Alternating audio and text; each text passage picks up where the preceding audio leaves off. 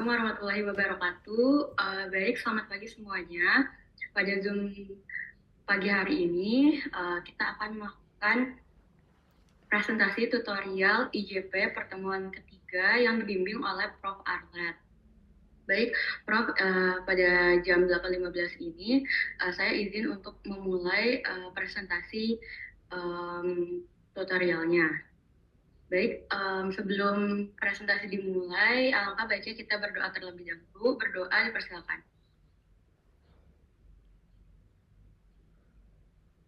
Berdoa dicukupkan. Baik, untuk moderator mungkin bisa ditampilkan PPT-nya terlebih dahulu.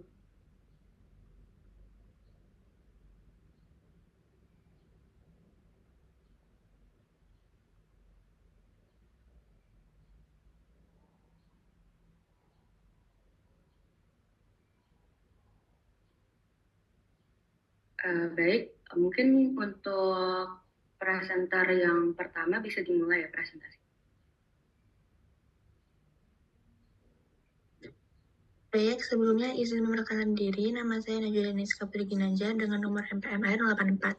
Di sini saya akan menjelaskan mengenai oral hygiene instruction. Oral hygiene instruction yaitu menjaga kebersihan mulut yang baik merupakan salah satu hal terpenting untuk kesehatan gigi dan gusi. Gigi yang sehat tidak hanya membuat penampilan lebih baik, tetapi juga memungkinkan seseorang untuk makan, berbicara dengan baik, serta mendukung kesejahteraan secara keseluruhan. Jika kebersihan mulut tidak terjaga, berbagai masalah kesehatan dapat muncul. Beberapa tanda umum dari kesehatan mulut yang buruk antara lain seperti gusi berdarah, karies gigi atau gigi berlubang, bau mulut kronis, gigi goyang, resesi gusi turun, sariawan atau lesi mulut yang tidak sembuh, sakit gigi, pembengkakan rahang, atau gingival stomatitis. Ada juga langkah sederhana yang dapat dilakukan untuk mencegah kerusakan gigi, penyakit gusi, dan masalah mulut lainnya. Yaitu yang pertama, kita dapat menyikat gigi. Kita dapat menyikat gigi secara menyeluruh, secara 2 kali sehari. Gunakan pasta gigi mengandung fluoride. Gunakan sikat gigi yang berkualitas dengan kepala kecil dan bulu lembut, atau sikat gigi elektrik juga dapat memberikan hasil yang baik. Lalu habiskan waktu sekitar 2 menit untuk menyikat seluruh gigi, seluruh mulut, yaitu gigi, gusi, dan lidah. Lalu ganti sikat gigi setiap 3 bulan atau saat bulu sikat mulai bengkok. Posisikan sikat gigi sebaiknya pada sudut 45 derajat ke arah gusi. Lakukan gerakan maju mundur dan memutar. Di sini kita bisa lihat pada gambar, yang pertama itu ada posisi sikat giginya. Kita dapat meletakkan bulu sikat pada garis gusi dengan sudut 45 derajat. Ujung bulu harus mengenai permukaan gigi dan gusi. Lalu yang kedua, itu ada gerakan sikat gigi pada gigi bagian luar. Kita dapat menyikat gigi dengan gerakan lembut, maju mundur, dan memutar pada 2-3 gigi. Lalu pindah ke gigi berikutnya. Lalu yang ketiga itu ada gerakan sikat gigi pada gigi bagian dalam. Kita dapat melakukannya dengan sudut 45 derajat juga. Gunakan gerakan secara lembut untuk membersihkan seluruh permukaan dalam gigi. Lalu yang keempat itu ada bagian belakang gigi depan. Kita dapat memiringkan sikat gigi secara vertikal. Gunakan ujung kepala sikat dengan gerakan naik turun. Lalu yang kelima, kita bisa meletakkan sikat giginya itu di bagian surface of the teeth atau bagian waktu kita mengunyah. Kita dapat menyikatnya secara gentle, secara ke depan dan ke belakang. Kita juga dapat menyikat di bagian lidah dari belakang ke depan untuk menghilangkan bakteri-bakteri. Lalu yang kedua ada flossing. Flossing dilakukan setiap hari untuk membersihkan plak dan sisa makanan yang tidak dapat dijangkau oleh sikat gigi. Teknik flossing yaitu gunakan benang sekitar 45 cm atau 18 inci, lilatkan pada jari tengah, lalu gunakan ibu jari dan telunjuk untuk mengarahkan benang di antara gigi yang bisa kita lihat di gambar di samping. Bentukan huruf C di sekitar gigi, gerakan benang naik turun sekitar 10 kali. Ulangi pada seluruh sela gigi. Alternatifnya, kita juga bisa menggunakan sikat interdental, dental pick, ataupun water flosser. Namun, water flosser ini tidak bisa menghilangkan biofilm secara sepenuhnya. Lalu yang ketiga, kita bisa melakukan pembersihan lidah. Lidah menyimpan banyak sekali bakteri sehingga perlu dibersihkan setiap kali menyikat gigi. Kita dapat menggunakan sikat gigi atau alat khusus tongue scraper yang ada di gambar di sebelah kanan ini.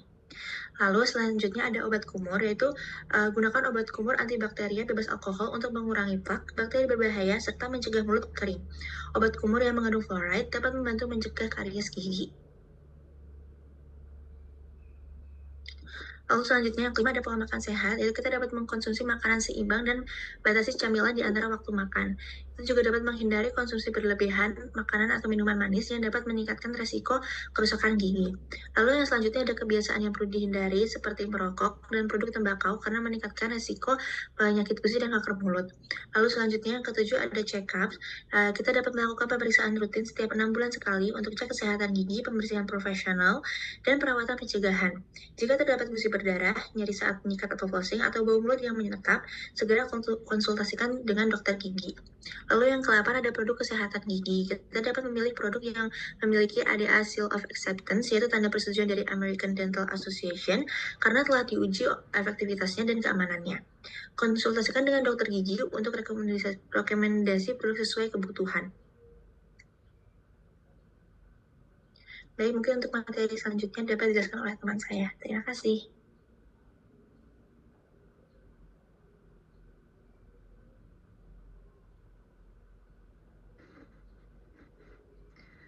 Oke, baik. Perkenalkan, nama saya Najman Indah Hafafa dengan NPM 086. Di sini akan saya mulai untuk presentasi mengenai klasifikasi, treatment, dan clinical features dari gingivitis. Next. Untuk yang pertama, apa itu gingivitis itu sendiri? Gingivitis adalah peradangan pada gingiva yang ditandai dengan perubahan warna, bentuk, konsistensi, seperti mudah berdarah tanpa adanya kehilangan perlekatan epitel maupun tulang alveolar. Berdasarkan perjalanan klinisnya, gingivitis dibagi menjadi dua, yaitu gingivitis kronis dan gingivitis akut. Yang pertama, gingivitis kronis itu merupakan peradangan pada gingiva yang ditandai dengan perubahan warna, bentuk, konsistensi, dan juga mudah berdarah tanpa adanya kehilangan pelekatan epitel maupun tulang alveolar. Lalu untuk gingivitis akut merupakan peradangan gingiva yang timbul mendadak, berlangsung singkat, dan sering disertai rasa nyeri. Next. Untuk penjelasan lebih lanjut bisa dijelaskan oleh teman saya. Terima kasih.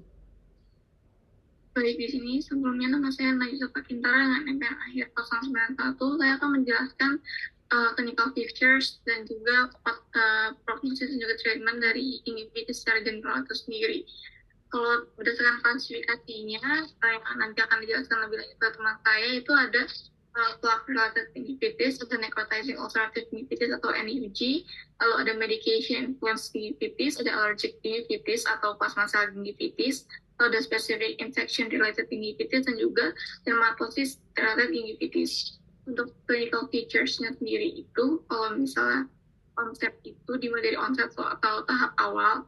Jadi onset ini paling sering karena kebersihan mulut yang buruk, jadi menyebabkan akumulasi plak dan juga kalkulus. Lalu untuk gambaran umumnya sendiri itu, gingivitis itu mempunyai gambaran gingivanya merah, bengkak, dan juga mudah berdarah saat menyikat atau probing. Selanjutnya juga ada epidemiologi dari gingivitis itu sendiri. Jadi prevalensi itu tinggi di semua usia dan juga akan meningkat di masa pubertas atau nanti menjadi puberty gingivitis, dan juga di kehamilannya itu pregnancy gingivitis. Next. Bisa di next. Untuk variasi bentuk klinisnya sendiri itu dia ada marginal gingivitis. Jadi untuk marginal gingivitis itu berarti dia ada inflamasi di tepi gingiva bebasnya atau pregingiva. Dan kalau misalnya papilla gingivitis itu dia inflamasinya terutama di papilla interdental. Kalau misalnya yang chronic gingivitis tadi itu gingivanya tuh tampaknya merah atau terang, lalu dia juga bisa blunted, resident atau hyperplastic. Kalau misalnya chronic hyperplastic gingivitis itu dia ada pembesaran gingivitas, misalnya signifikan gingivitasnya dan juga bisa menyebabkan fibrosis. Kalau misalnya gingivitis terkait faktor lokal itu dia misalnya mouth breathing, jadi gingiva anterior itu tampak merah juga bengkak. Lalu ada pyogenic granuloma, yaitu proliferasi jaringan granulasi akibat inflamasi kronis dan juga terjadi seringnya pada kehamilan. Jadi next. Untuk selanjutnya itu ada treatment ada clinical features dulu. Jadi di sini ada gambar dari contoh gingivitisnya. Untuk yang gambar pertama itu dia namanya puberty gingivitis. Jadi untuk clinical features-nya itu dia gingivanya tampaknya merah, terus bengkak, dan juga terutama di area papil interdentalnya. Penyebabnya sendiri itu karena masa pubertas, karena perubahan hormonal, peningkatan hormonnya, dan juga terutama estrogen juga progesteronnya. Terus untuk mekanismenya sendiri itu dia hormon mempengaruhi permeabilitas pembuluh darah gingiva yang menyebabkan jaringannya itu lebih sensitif terhadap iritan lokal seperti plak.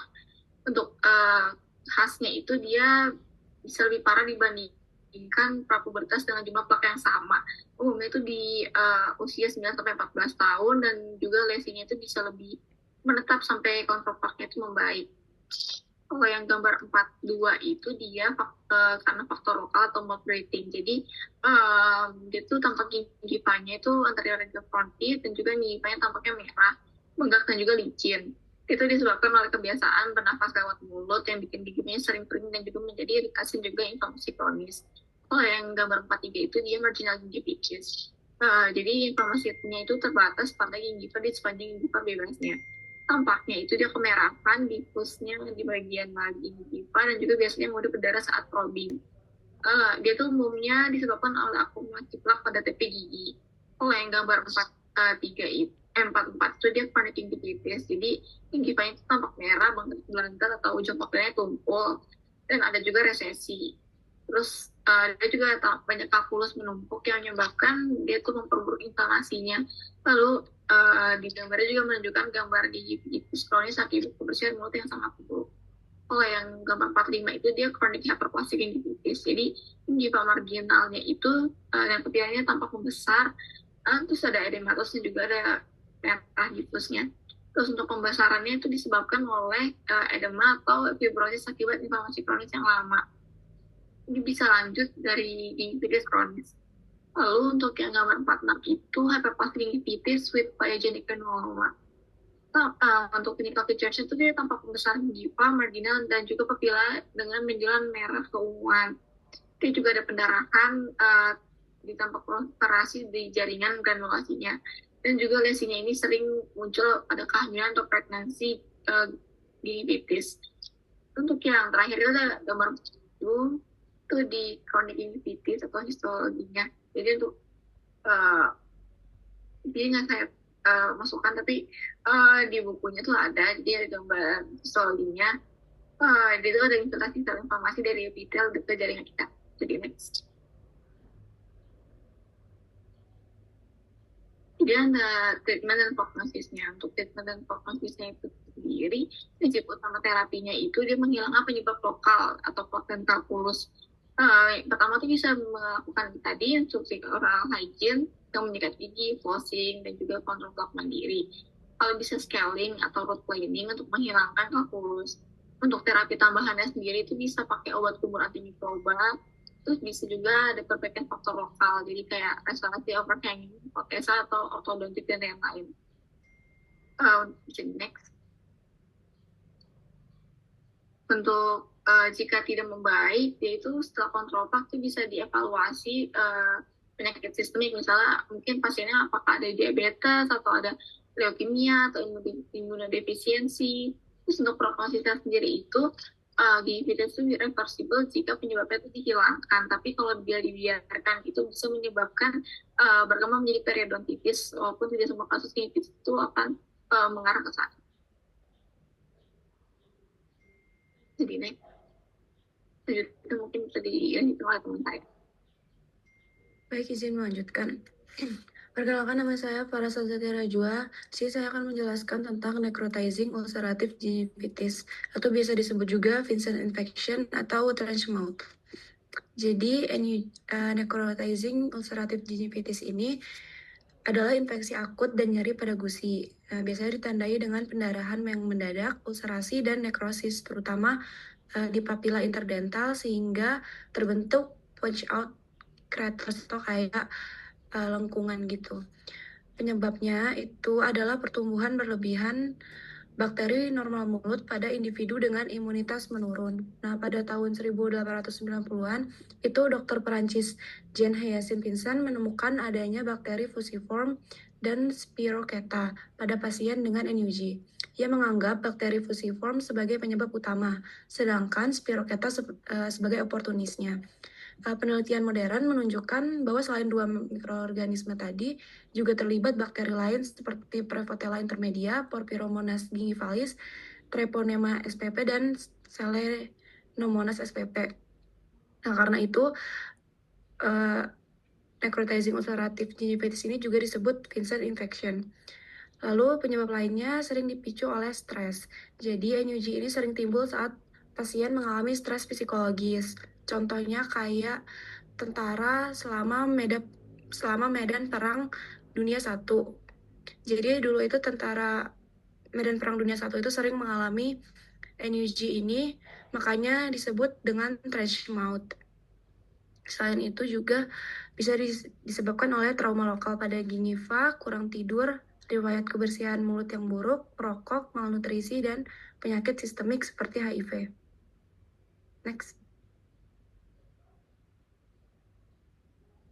Untuk clinical features-nya, ini biasanya terjadi pada semua usia, namun paling sering ditemukan pada dewasa muda dan parubaya. NUG ini sering dilaporkan pada orang kulit putih dan prevalensinya kurang dari 0,1%. Namun pada populasi yang stres, misalnya rekrutan militer yang tadi, itu frekuensinya meningkat hingga 7%. Di negara berkembang, NUG ini biasanya terjadi pada anak-anak yang menderita malnutrisi. Lesi khasnya, papila interdentalnya itu sangat meradang. Jadi bisa dilihat di fotonya, ada edematosa dan hemoragik. Biasanya papila yang terkena tumpul dan menunjukkan area nekrosis seperti kawah yang menonjol, yang ditutupi dengan pseudomembran yang berwarna abu-abu. Next. Lalu untuk gejala klinis tambahannya, biasanya pasien itu mengalami bau busuk, nyeri hebat, pendarahan spontan, dan akumulasi debris nekrotik. Lalu juga sesekali meliputi limfadenopati, demam, dan malaise. Untuk komplikasi dan perkembangannya, biasanya mengalami kehilangan perlekatan, penyebaran ke jaringan lunak sekitar seperti di foto. Lalu jika meluas ke kulit wajah itu disebut dengan noma atau kangkrum oris. Beberapa peneliti berpendapat bahwa NUG, periodontitis ulceratif necroticans, dan stomatitis necroticans itu merupakan satu proses penyakit yang disebut gingivostomatitis necroticans. Next. Untuk histopatologi fiturnya, papila gingiva yang terkena itu menunjukkan ulcerasi permukaan yang ditutupi oleh membran fibrinopurulen yang menebal. Lalu lamina propria di bawahnya itu menunjukkan infiltrat inflamasi akut atau campuran yang intens dan hiperemia yang luas. Pada epitel yang terkena tanpa ulcerasi itu tampak adanya hilang keratinisasi. Terdapat juga material nekrotik dan kalau misalnya dilihat melalui pemeriksaan mikroskopis itu terdapat kolonisasi bakteri yang luas. Next. Lalu untuk treatment dan prognosisnya, NUG ini beda dari penyakit periodontal lain, jadi dia itu cepat membaik setelah bakterinya dihilangkan. Untuk terapi utamanya bisa debridement, bisa scaling, kuretase, dan ultrasonik. Bisa dilakukan anestesi juga oleh dokter bila perlu. Untuk obat bantunya bisa berkumur secara berkala dengan chlorhexidine, air garam hangat, atau hidrogen peroksida encer. Dan untuk antibiotiknya, itu bisa menggunakan metronidazole atau penisilin. Lalu bila ada demam atau limfadenopati ya bisa minum antibiotik. Untuk perawatan tambahan, itu lakukan edukasi kepada pasien tentang kebersihan mulut dan motivasi pasien juga. Lalu hilangkan faktor predisposisi, dan untuk terapi suportifnya, pasien bisa istirahat yang cukup dan cairan yang cukup juga, dan melakukan diet lunak dan bergizi. Kontrol ulang juga penting dilakukan untuk memperkuat instruksi perawatan di rumah dan mencegah kekambuhan penyakit. Untuk kasus resisten, perlu evaluasi HIV atau infeksi lain, misalnya mononukleosis.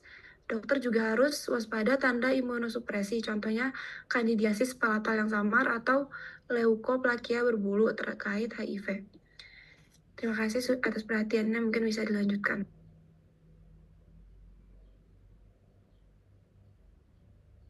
Baik, mungkin izin melanjutkan presentasinya. Perkenalkan, nama saya Gania Sarah Rinjani dengan NPM terakhir 083. Di sini saya akan mempresentasikan jenis gingivitis yang selanjutnya, yaitu plasma cell gingivitis atau atypical gingivitis.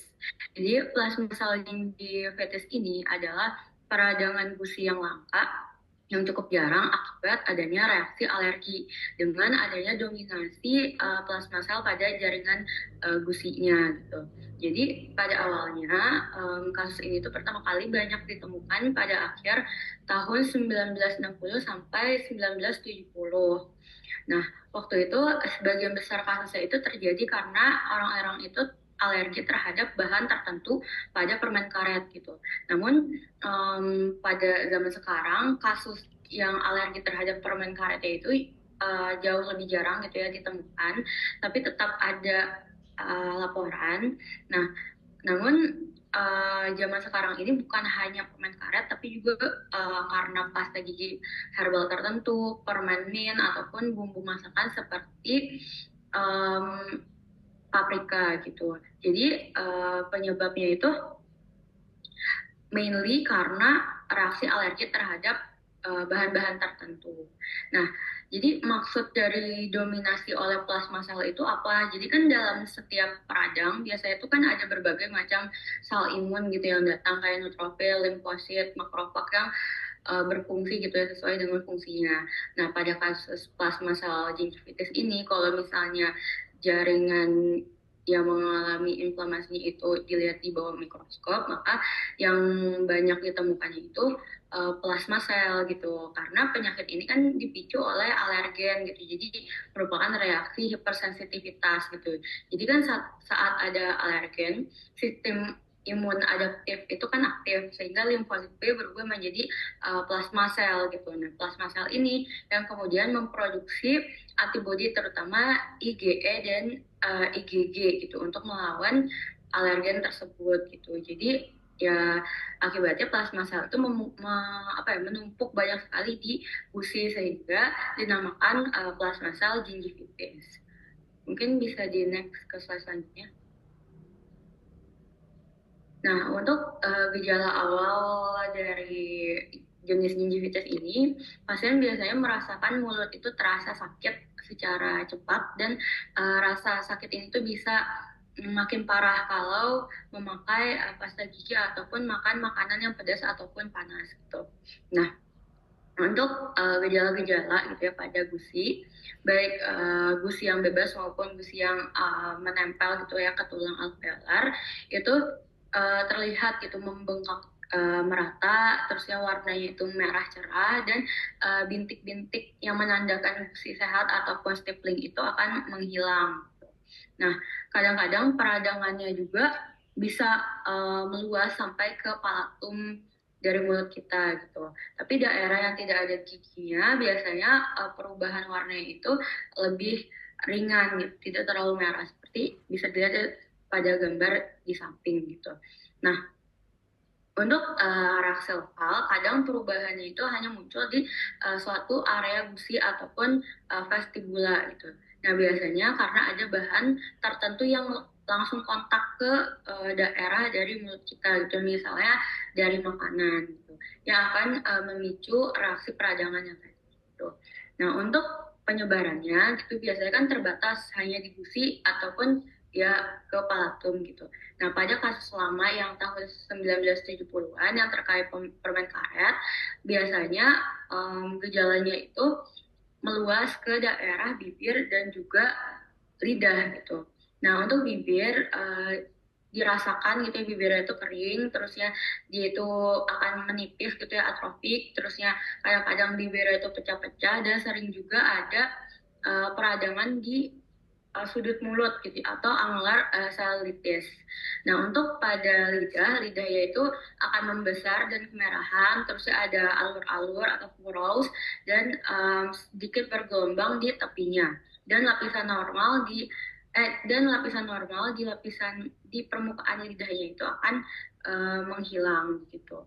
Nah, namun kasus terbaru itu biasanya gejalanya itu hanya terasa di gusi kita yang bersifat itu idiopatik gitu. Jadi tidak jelas itu penyebabnya. Nah, kadang jarang sekali ada area di luar mulut yang terkena, misalnya area atas pita sulcus. Mungkin bisa di next. Nah, untuk langkah dari pengobatan dari gingivitis tipe ini, yaitu yang pertama kita harus mencari dulu penyebab alerginya. Jadi pasien saat datang ke dokter itu diminta untuk mencatat semua hal yang masuk ke dalam mulut kita, kayak yang dikonsumsi ataupun yang dipakai di mulut.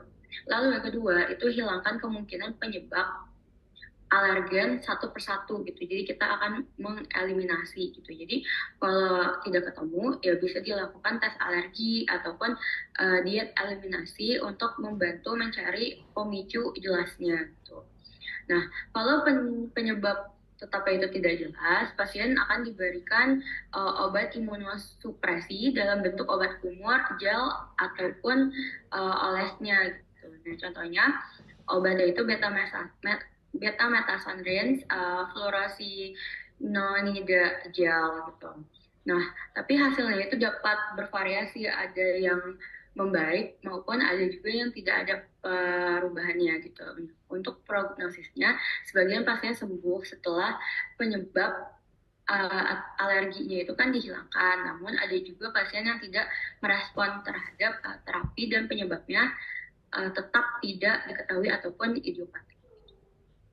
Mungkin sekian presentasi dari saya, bisa dilanjutkan ke yang berikutnya. Terima kasih. Baik, sebelum perkenalkan, nama saya Naila Aisyah Yuma dengan NPM akhir 082. Di sini saya akan membahas jenis gingivitis selanjutnya, yaitu granulomatous gingivitis. Jadi granulomatous gingivitis ini adalah kondisi ditemukannya peradangan granulomatosa pada biopsi gingiva. Tapi penyebabnya ini tidak jelas, dan ini menjadi tantangan diagnosis bagi patolog, klinisi, dan pasien. Bagi patolog, mereka harus menyingkirkan penyakit granulomatosa khas dan infeksi tertentu. Bagi klinisi, perlu mencari tanda atau gejala sistemik, sementara bagi pasien itu harus menjalani pemeriksaan yang cukup banyak. Salah satu penyebab yang paling sering ini adalah foreign body gingivitis, yaitu masuknya partikel bahan gigi ke jaringan ikat akibat kerusakan epitel sulcus. Contohnya misalnya pada saat prosedur restorasi atau pembersihan gigi. Nah, partikel yang sangat halus ini sulit terlihat karena sangat halus, dan contoh-contoh unsur yang sering ditemukannya itu adalah debu amalgam. Ini merupakan unsur yang paling sering ditemukan. Kemudian bisa ditemukan juga partikel korundum atau silika, kemudian debu burtungsten karbida, material komposit, sealer endodontik, dan juga semen sementara. Boleh di next. Kemudian selanjutnya untuk clinical features-nya, jadi secara klinis granulomatous gingivitis ini bisa muncul pada semua usia, tapi lebih banyak pada usia orang dewasa. Dan lesinya ini bisa berupa lesi tunggal atau lebih dari satu, dan ukurannya biasanya kecil, kurang dari 2 cm. Tampilan lesinya ini bisa berupa makula merah atau merah putih, dan paling sering ditemukan di papila interdental, walaupun dapat muncul juga di sepanjang gingiva marginal. Kemudian untuk gejala yang umum itu adalah rasa nyeri atau rasa sensitif, dan lesinya ini sering menetap walaupun pasien sudah dirawat dengan terapi. Kemudian lesi ini juga bisa muncul di sekitar gigi normal, bukan hanya di gigi yang sudah direstorasi. Dan secara tampilan ini tuh sering menyerupai gingival lichen planus. Namun diagnosis lichen planus ini harus dicurigai jika tidak ada keterlibatan di luar gingiva atau bila lesinya cenderung lokal dan tidak berpindah-pindah. Boleh di next. Lalu selanjutnya untuk treatmentnya, perawatan utama itu adalah eksisi bedah jaringan yang terkena, terutama bila memang ada benda asing. Dan apabila ada area luas atau atrofi, ini bisa ditutup dengan cangkok gingiva sehat. Kemudian untuk dari sisi pencegahan iatrogeniknya, itu dokter harus berhati-hati saat trimming restorasi atau menggunakan instrumen abrasif di dekat margin gingiva.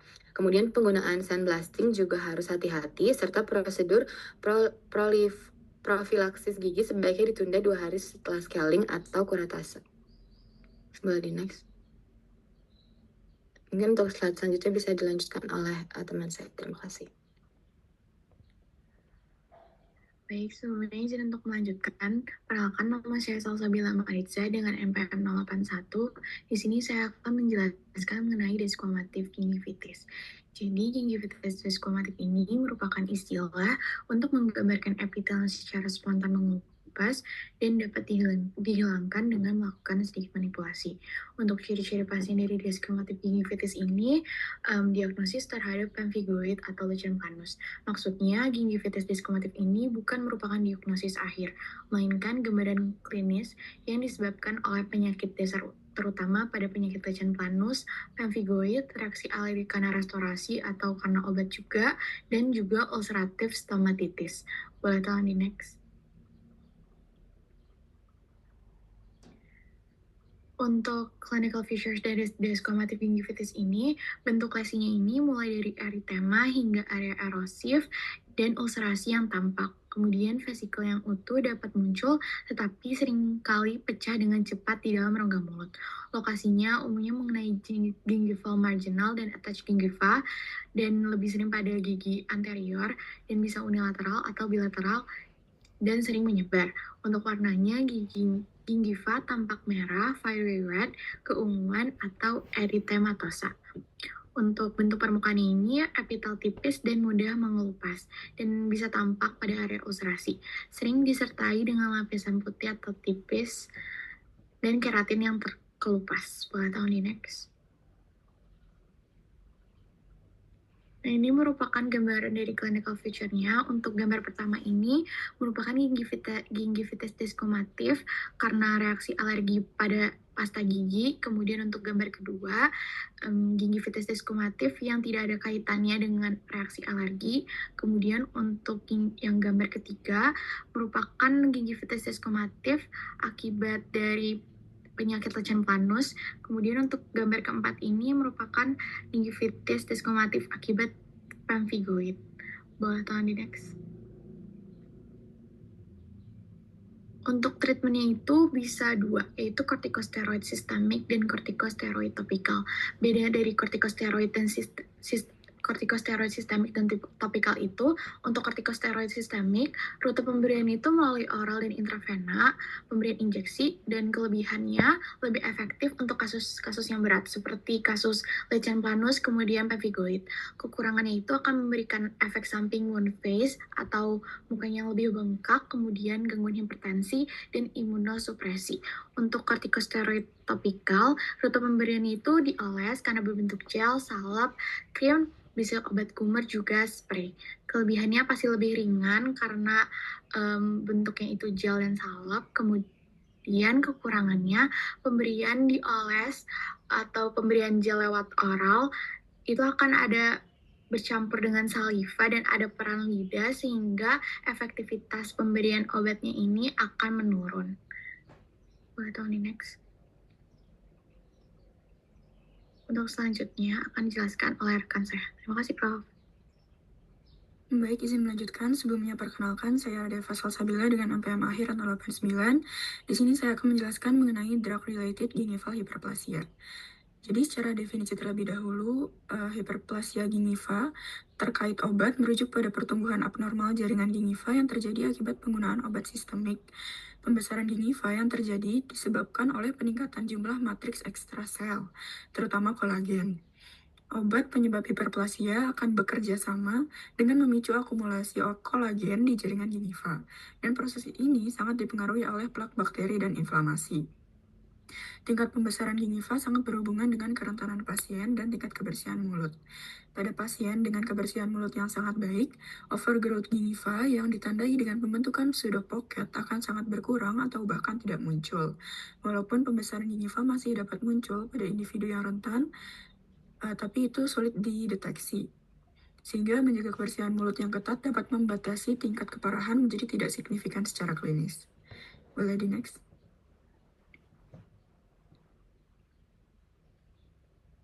Nah, jadi pada tabel yang sebelah kiri itu merupakan list medication atau obat-obatan yang berkaitan dengan gingival hyperplasia.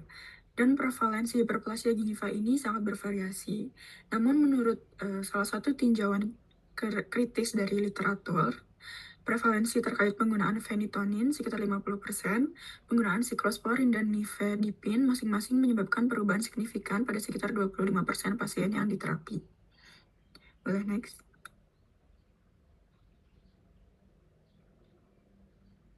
Jadi, clinical features dari gingival hiperplasia atau tanda klinis, biasanya hiperplasia itu mulai terlihat setelah 1-3 bulan dari penggunaan obat. Dan awalnya muncul pada papila interdental, lalu menyebar ke permukaan gigi, terutama gigi anterior dan permukaan fasial dan pada kasus berat bisa menutupi sebagian bahkan seluruh mahkota gigi. Lalu kemudian hiperplasia ini juga dapat meluas ke arah lingual dan ke arah oklusal, sehingga dapat mengganggu fungsi bicara dan fungsi pengunyahan. Dan daerah edentulus biasanya tidak terkena kecuali pada kasus dengan dentur yang buruk atau sekitar implan.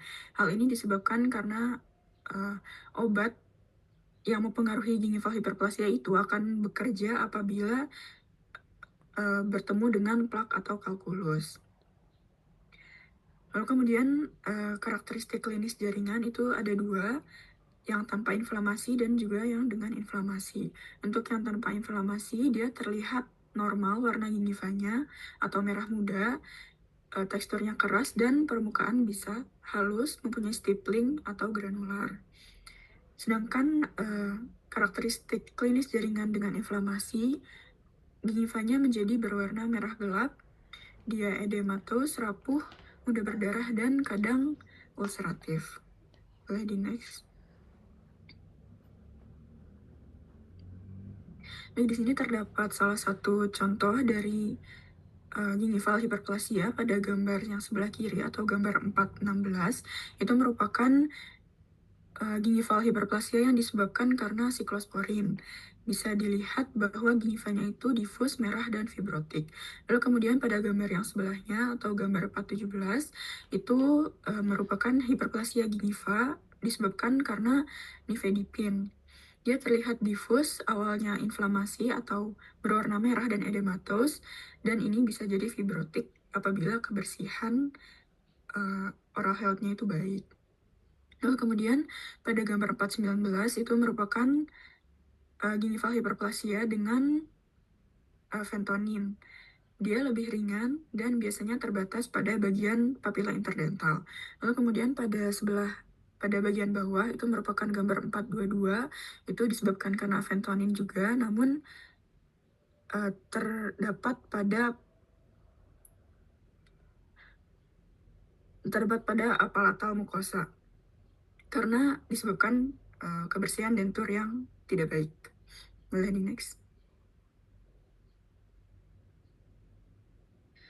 Jadi treatment untuk gingival hiperplasia itu bisa dimulai dari menghentikan obat penyebab hiperplasia itu tadi. Namun apabila tidak bisa dihentikan, bisa disubstitusi atau diganti. Contohnya mengganti siklosporin dengan tacrolimus. Apabila obat tidak bisa dihentikan ataupun tidak bisa diganti, itu bisa melakukan pembersihan profesional seperti kontrol plak dan reevaluasi berkala. Dan diberikan agen anti plak atau chlorhexidine. Selain itu bisa diberikan terapi medis tambahan seperti asam folat, baik yang topikal ataupun yang sistemik untuk membantu mengurangi hiperplasia dan antibiotik tertentu. Apabila tidak mempengaruhi estetika, fungsi bicara atau pengunyahan, beberapa klinisi memilih observasi atau watchful waiting. Sedangkan apabila hiperplasia gingiva ini menyebabkan masalah estetika atau mengganggu fungsi bicara atau pengunyahan, maka bisa menjadi indikasi dari tindakan bedah. Mungkin bisa di next. Mungkin sekian dan bisa dilanjutkan oleh presenter yang selanjutnya. Terima kasih. Baik, izin melanjutkan. Perkenalkan, nama saya Salwa Ayana Diva dengan NPM 085. Selanjutnya saya akan menjelaskan tentang gingival fibromatosis. Untuk definisinya sendiri, fibromatosis gingiva juga dikenal sebagai fibromatosis gingivae atau elephantiasis gingivae adalah pembesaran gusi yang berkembang secara perlahan. Hal ini disebabkan oleh pertumbuhan berlebih kolagen pada jaringan ika fibrosa di gusi. Meski namanya demikian, kondisi ini tidak terkait dengan fibromatosis hiperseluler dan neoplastik yang dapat terjadi pada jaringan lunak dan tulang. Fibromatosis gingiva dapat bersifat keturunan atau idiopatik. Kondisi ini kadang-kadang disertai dengan kelainan lain seperti hipertrikosis atau pertumbuhan rambut berlebih, periodontitis agresif umum, epilepsi, retardasi mental, tuli sensori neutral, hipotiroidisme, kondrodistrofi, dan defisiensi hormon pertumbuhan. Boleh di next.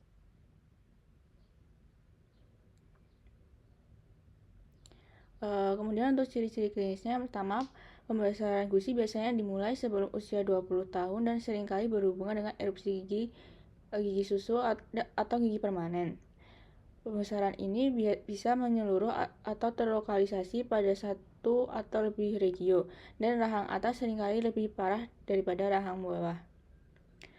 Kemudian gusi tampak keras, padat, dan berwarna normal atau sedikit berbintik-bintik. Selanjutnya, pada pasien yang lebih tua, permukaan gusi bisa terlihat dengan banyak proyeksi papilari.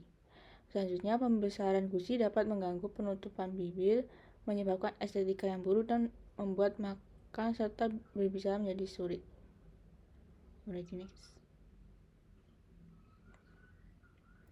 Selanjutnya untuk treatmentnya, yang pertama itu ada pengobatan konservatif yang terdiri dari gingivektomi atau prosedur bedah untuk menghilangkan sebagian jaringan gusi yang dikombinasikan dengan program kebersihan mulut yang ketat.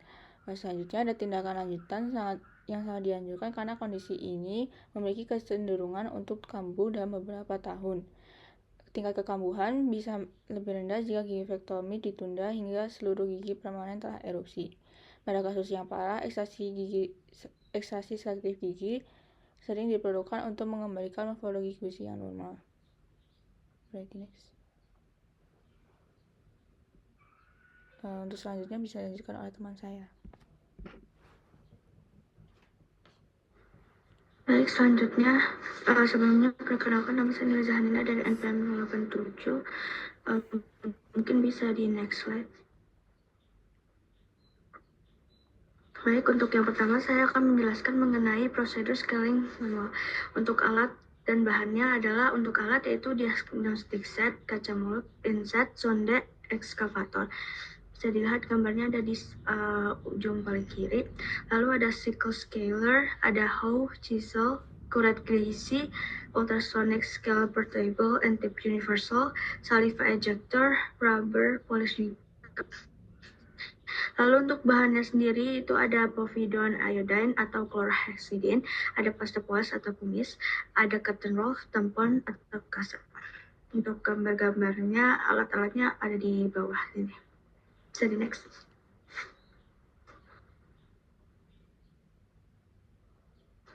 Lalu selanjutnya untuk prosedurnya sendiri, yang pertama, pasien berkumur povidone iodine atau chlorhexidine, lalu jari bertumpuan sesuai regio gigi yang di-scaling. Selanjutnya, posisikan scaler dengan sisi tajam menghadap ke gigi. Angulasi scaler itu 45-90 derajat. Sisi tajam digerakkan dengan gerakan pendek dan kuat ke arah vertikal atau A, bisa dilihat di gambar gigi yang A. Lalu ke arah koronal atau oblik ada di gambar yang B. Untuk penghalusan akar atau root planing atau arah horizontal itu ada yang di gambar C. Lalu eksplorasi menggunakan sonde untuk mengecek masih ada atau tidaknya kalkulus. Apabila terjadi pendarahan, tekan dengan menggunakan cotton roll atau kasa yang telah diberi povidone iodine. Melakukan polishing dengan rubber cup dan pasta poles atau kumis. Aplikasikan pasta poles atau kumis ke seluruh permukaan gigi dengan rubber cup. Rubber cup digerakkan memutar kepada seluruh permukaan gigi menggunakan contra angle roll speed. Next. Selanjutnya ada juga tujuan scaling. Yang pertama itu ada mencegah penyakit gusi, menghilangkan plak atau tartar untuk mencegah gingivitis dan periodontitis. Yang kedua ada menghilangkan noda gigi, membersihkan noda akibat makanan, minuman, atau rokok agar gigi lebih cerah. Mengurangi risiko karies karena menghilangkan plak penyebab kerusakan gigi, dan menyegarkan napas karena membersihkan bakteri penyebab bau mulut. Selanjutnya bisa dilanjutkan oleh teman saya. Izin melanjutkan, perkenalkan nama saya Sarah Samaharani dari NPM 090. Untuk selanjutnya itu ada indikasi scaling. Kondisi pasien yang memang seharusnya itu dilakukan scaling. Yang pertama itu gingivitis. Bila ada peradangan gingiva seperti kemerahan, pembengkakan, serta perdarahan saat probing atau menyikat gigi, itu menandakan adanya inflamasi aktif. Scaling dapat menghilangkan plak dan kalkulus agar gingivitis tidak menjadi periodontitis. Setelah itu, untuk kondisi gigi kalkulus subgingiva, jika dibiarkan akan semakin parah, maka harus dilakukannya scaling. Setelah itu, di periodontal pockets, scaling dilakukan untuk mengurangi kedalaman pocket. Setelah itu membantu reattachment jaringan periodontal serta mengurangi inflamasi dan perdarahan. Boleh di next? Setelah itu attachment atau bone loss. Jika gusi atau jaringan penyangga mulai rusak atau bahkan ada hasil dari radiografisnya menunjukkan kehilangan tulang alveolar, maka scaling dapat menghentikan atau memperhambat kerusakan. Setelah itu faktor risiko sistemik seperti diabetes, serta kebersihan giginya yang buruk itu dapat mempercepat kerusakan periodontal. Maka scaling dapat dilakukan sebagai bagian dari kontrol penyakit. Dan yang terakhir adalah +1 terapi sebagai bagian dari terapi non-bedah sebelum dipertimbangkannya terapi bedah jika memang diperlukan. Boleh di next? Selanjutnya adalah kontraindikasi scaling.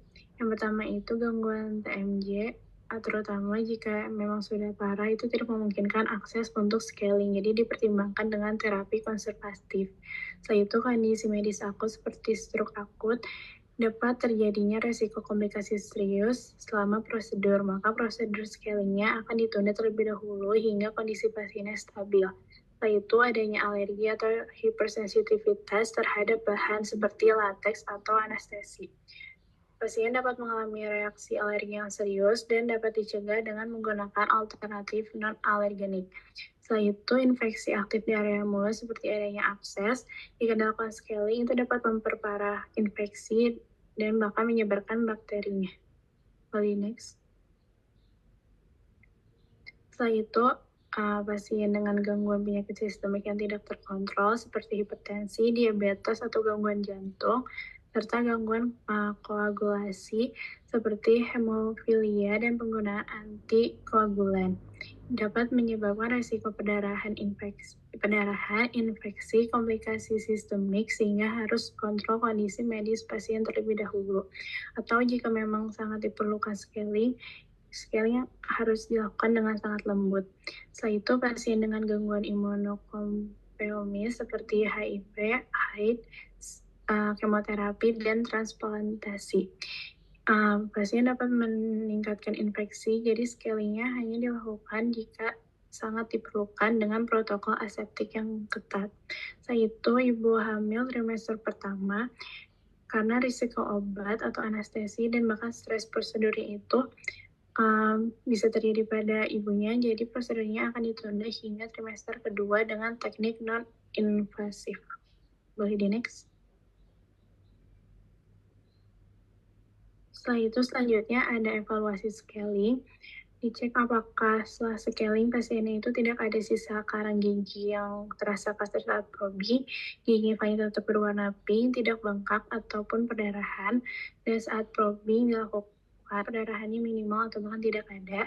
Setelah itu kedalaman poketnya berkurang, edema dan eritema gingivanya berkurang, serta tidak ada nyeri berlebih pasca scaling.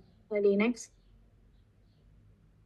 Selanjutnya itu metode dilakukan evaluasi. Yang pertama itu pemeriksaan klinis dengan inspeksi visual untuk mencek warna, edema, retraksi gingivanya. Setelah itu pemeriksaan palpasi untuk mengecek konsistensi jaringannya, dan pemeriksaan periodontal probing untuk mengecek kedalaman pocket. Setelah itu pemeriksaan radiografis jika memang diperlukan untuk mengevaluasi resorpsi tulang atau deposit kalkulus subgingival yang tidak terlihat. Setelah itu indeks periodontal dengan pemeriksaan indeks plak dan gingival index. Setelah itu, feedback pasiennya seperti sensasi nyeri, sensitivitas gigi, serta fungsi mulutnya tetap normal. Boleh di next. Sekian dari saya kembalikan ke moderator. Terima kasih. Baik, mungkin presentasi terhadap kasus dari tutorial kali ini sudah kami lakukan, Prof. Bisa dihilangkan dulu share screen-nya. Oke, baik. Mungkin saya di sini izin untuk menutup presentasi dari learning issue terakhir pada kasus ini. Sebelum menutup presentasi pada hari ini, alangkah baiknya kita berdoa, dipersilakan.